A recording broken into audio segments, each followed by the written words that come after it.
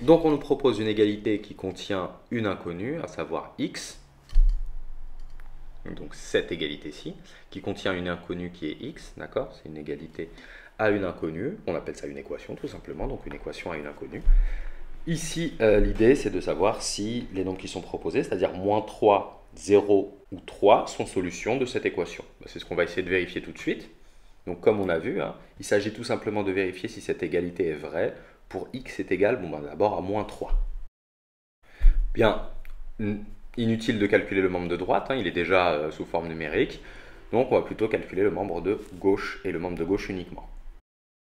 Donc on remplace x par la valeur qui est proposée, c'est-à-dire moins 3.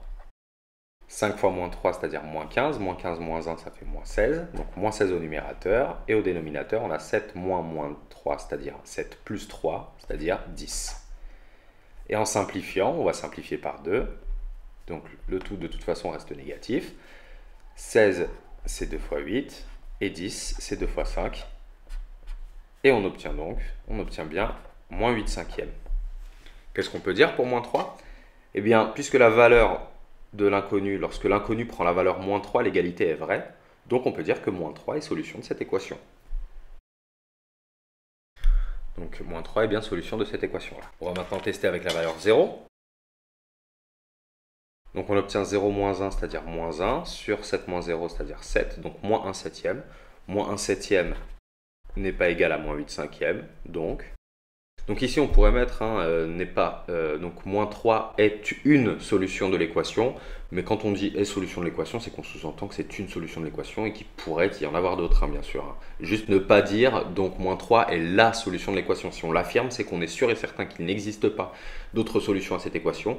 Et avec la méthode qu'on vient de faire là, juste en testant, c'est absolument pas efficace. On ne peut pas dire qu'il n'existe pas d'autres nombres pour lesquels cette égalité-là serait vérifiée.